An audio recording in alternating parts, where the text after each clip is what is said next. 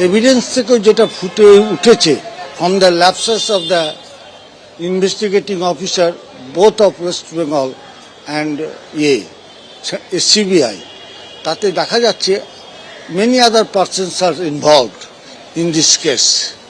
আমরা বললাম যদি ফার্দার ইনভেস্টিগেশন যদি না করা যায় তাহলে actual culprit or all the culprits cannot be put to the book.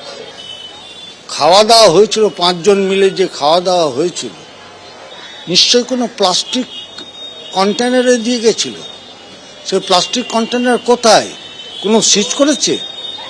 যেখানে খাওয়া দাওয়া হয়েছিল বলছে, তাহলে সেখানে নিশ্চয় খাওয়া দাওয়া হয়নি। Where is the plastic container? বা যারা যারা ওখানে ছিল তাদেরকে কেন জিজ্ঞাসা করা হলো না যে প্লাস্টিক কন্টেনারগুলো গেল কোথায়?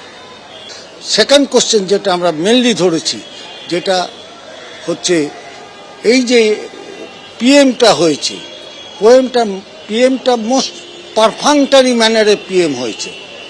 ইন এ মোস্ট পারফাংটারি ম্যানার পিএমটা হয়েছে এবং পিএমের সমালোচনা আমরা রিটিন আর্গুমেন্টে টোটালি লিখেছি।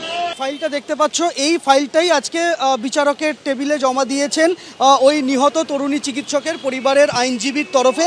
তার বাবা মাও আদালত কক্ষে উপস্থিত রয়েছেন। যে প্রশ্নগুলো তারা তুলেছেন, 35টা প্রশ্ন তুলেছেন তারা সিবিআই তদন্ত নিয়ে।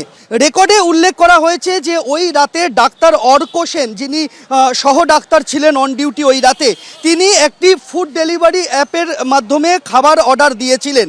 যে ফুড ডেলিভারি অ্যাপের মাধ্যমে খাবার অর্ডার দেওয়া হলো সেই সংস্থার কোনো কর্মীকে কি জিজ্ঞাসাবাদ করা হয়েছে? যদি না করা হয়, কেন করা হয়নি? সবাই জানে যে ফুড ডেলিভারি অ্যাপ খাবার প্লাস্টিকের কন্টেনারে সরবরাহ করে থাকে। কোথায় গেল সেই প্লাস্টিকের কন্টেনার, যে কন্টেনারে খাবার এসেছিল ওই রাতে? ঘটনাস্থল থেকে কোনো কন্টেনার সিজ করা সংক্রান্ত কোনো নথি আদালতে সিবিআই জমা দেয়নি।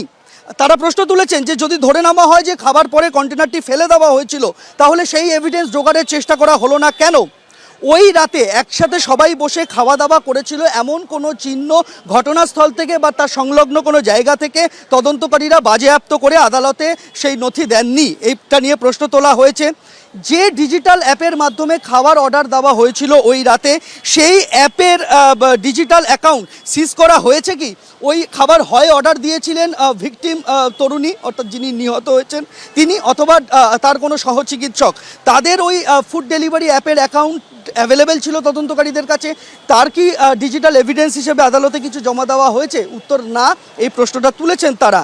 যে টেবিলে রাতের খাওয়া দাওয়া হয়েছিল আরজি করে ওই রাতে, সেখানে এভিডেন্স কিছু সিজ করা হয়নি, এটা নিয়ে তারা প্রশ্ন তুলেছেন। এবং সার্বিকভাবে তারা প্রশ্ন তুলেছেন যে এই সমস্ত বিষয়গুলি মাথায় রাখলে seminar hall is not the place of occurrence, অর্থাৎ প্লেস অফ অকারেন্স ঘটনাস্থল সেমিনার রুম নয়।